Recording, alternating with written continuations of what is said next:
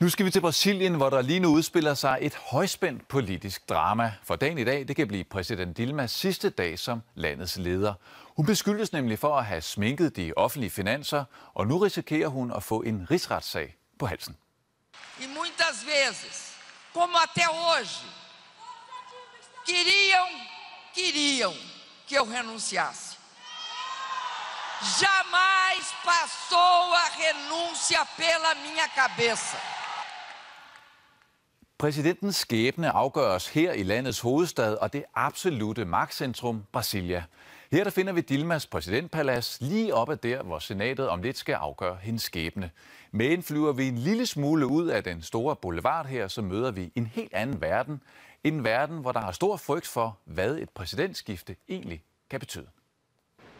Det her er et 4-stjernet luksushotel. Eller rettere, det var det engang. Nu står hotellet som en ensom skamstøtte over brasiliansk nedtur.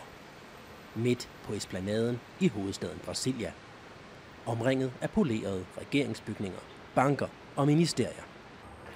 Hotellet gik fallit i 2013 og er siden blevet hjemsted for 600 af Brasiliens allerfattigste.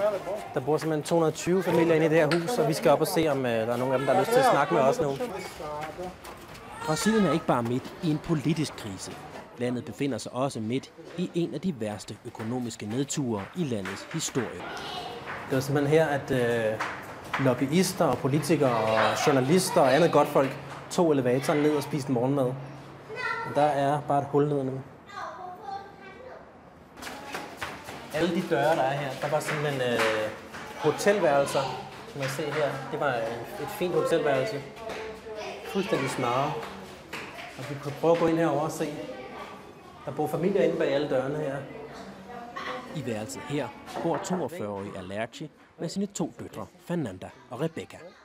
Eu fiquei desempregada e aí não tive condições de pagar aluguel, eu vim pra cá já tem 8 meses. I naboværelset finder vi den bare 1 måned gamle Samuel, der er født lige her.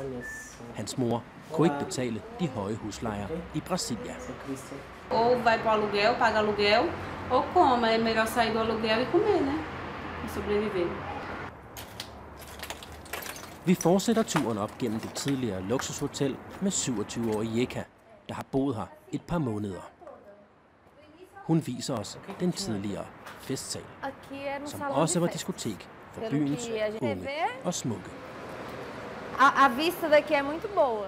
Jeka er skuffet over præsident Dilma og hendes arbejderparti.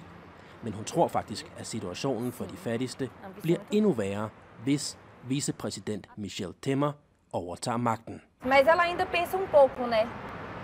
Eu acho que com o Temer vai piorar. Eu acredito que vai piorar.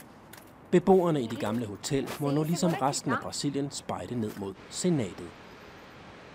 Her afgøres det om lidt, om præsidenten i Brasilien i morgen hedder Dilma Rousseff eller Michel Temer. Lige nu afgør det brasilianske senat altså præsident Dilmas fremtid, og det sker i en decideret maratondebat.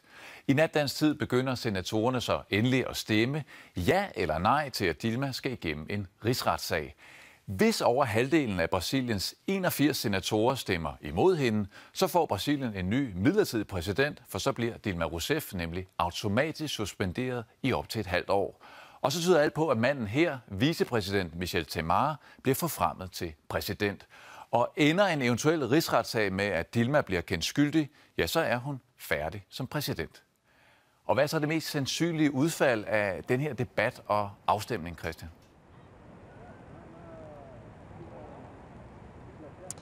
Alt, hvad vi har hørt op til debatten, og alt, hvad der bliver sagt i dag nede i senatet, det tyder på et meget, meget klart flertal for en rigsretssag.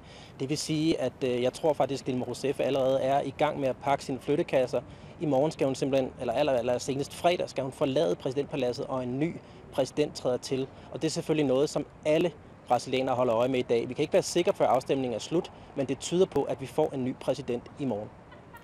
Om kort tid så er Brasilien jo hele verdens centrum, når der er OL i august. Altså, hvad siger den her sag om Brasilien som land?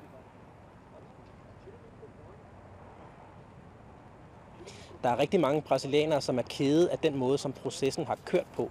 De er sådan set ikke som sådan kede af selve rigsretssagen. Der er der i hvert fald mange brasilianere, der har håbet på, at det er det, vi skulle se. Men den måde, det har kørt på i parlamentet, er simpelthen været farceagtig, og mange brasilianere har brugt ordet bananrepublik.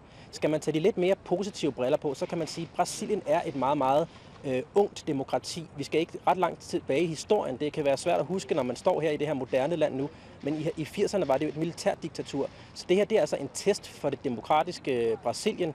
Og selvom det ikke har set kønt ud nu, så kan man overordnet håbe på, at det her det er en stor oprydningsproces, som i virkeligheden sætter Brasilien på lang sigt ind på en mere demokratisk bane, og en bane, hvor der er mindre korruption og mindre levebrødspolitikere.